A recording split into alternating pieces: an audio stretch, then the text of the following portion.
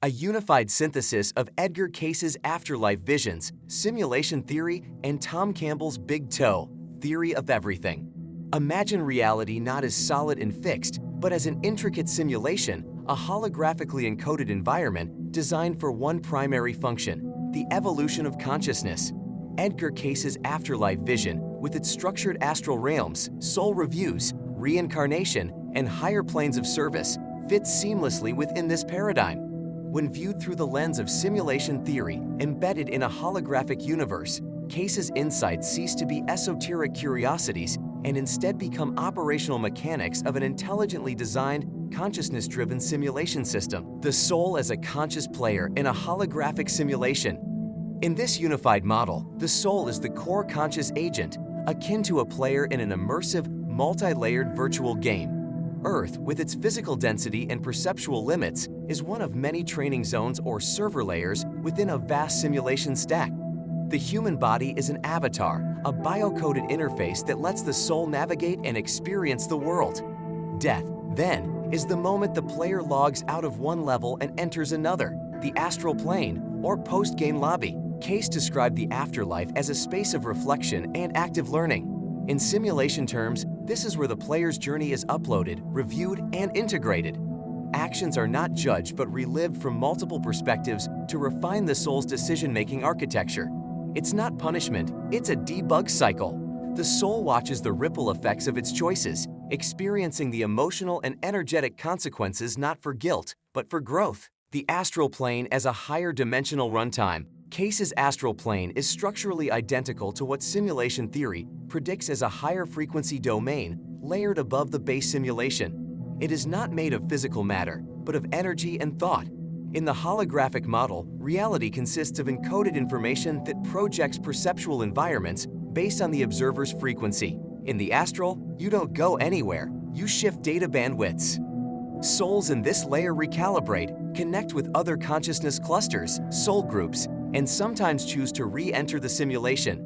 Reincarnation is a voluntary system reset, part of the program's sandbox design, where players select new avatars and storylines to resolve unfinished code, karma, or to assist others. These decisions are not randomized. They are made in co-op mode with other evolving players, forming mission parties to complete shared objectives. Reincarnation as iterative learning protocol. Cayce's portrayal of reincarnation as choice-driven, not punishment-based, mirrors simulation theory's modular design. You choose a new run because your player profile, soul, is still working on core themes: compassion, courage, forgiveness, self-mastery. Every life is a scenario loaded with variables, people, places, challenges that help refine the internal logic of the soul's programming. Karma, in this context, is the law of energetic coding. It's not divine vengeance. It's simply cause and effect rendered in emotional code. You return not because you're trapped, but because the code loop remains unresolved. Patterns repeat until awareness updates the internal processor. Free will governs every phase, both in the game and between lives. Pets, entities, and soul groups as simulation constructs. Pets in Cayce's vision are more than animals. They're soulful companions with intentional roles.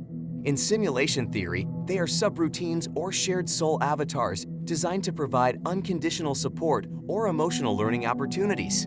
Their bond doesn't end at death, it simply shifts channels. They remain in your energetic field, part of the support architecture. Likewise, entities, guides, and soul groups are part of a complex multiplayer simulation architecture.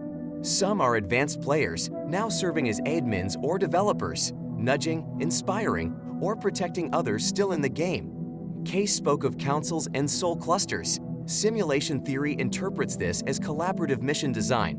These groups help coordinate incarnations, resolve interwoven karmic arcs, and transmit data from higher layers of the simulation. The grand illusion: control via amnesia and fear. Why is this knowledge suppressed? Because the simulation is rigged for full immersion. The veil of forgetfulness, the Maya function, is a feature, not a bug.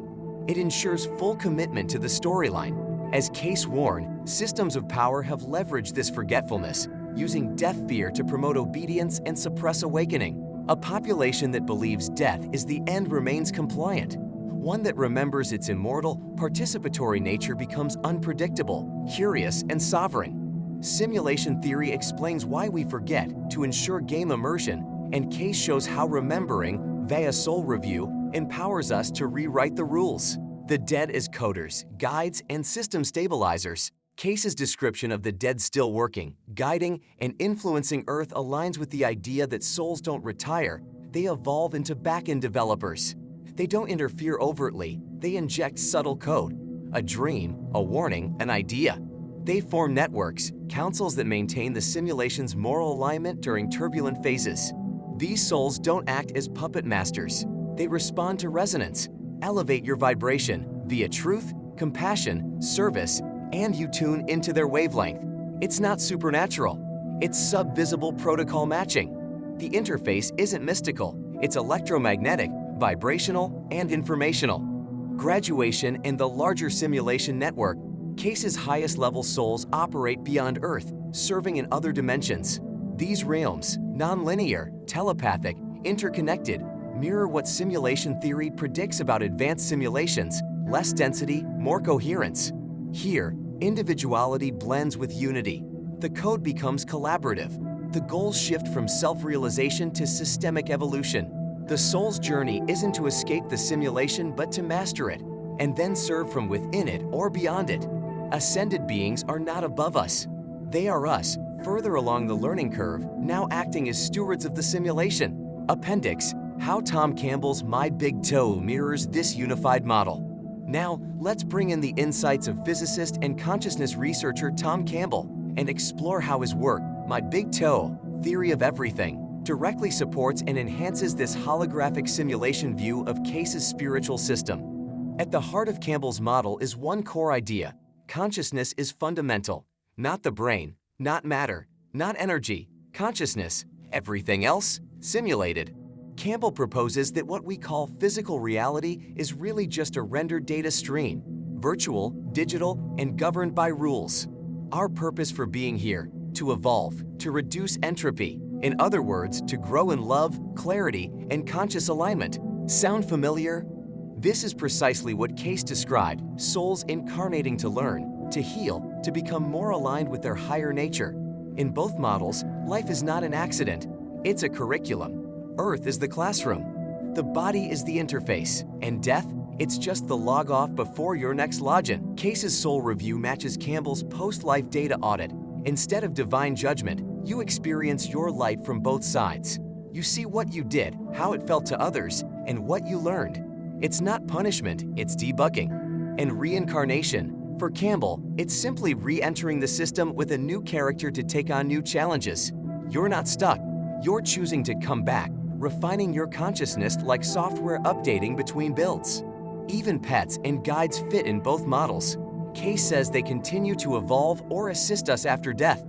Campbell agrees. Advanced consciousness units can guide others, gently nudging us toward growth, creativity, and healing. And what about those higher realms Cayce spoke of? The telepathic, light-filled, non-linear dimensions where service replaces striving? Campbell calls these non-physical matter realities. More refined simulations where the code is smoother, the cooperation deeper, the awareness more unified. So why don't we all know this? Because both Cayce and Campbell agree. This knowledge threatens control. Fear-based institutions, from dogmatic religion to corporate materialism, depend on keeping us in the dark. But when you realize death isn't the end, when you understand that you are consciousness on a cosmic journey, the fear loses its grip. You stop being easy to manipulate. You stop playing their game. You start remembering why you came here. So whether you approach it from spiritual intuition, like Cayce, or digital physics, like Campbell, the message is the same. You are not your body. You are not your past. You are not random. You are a conscious player in a multi-layered simulation built for soul evolution. And once you remember that, the game changes forever.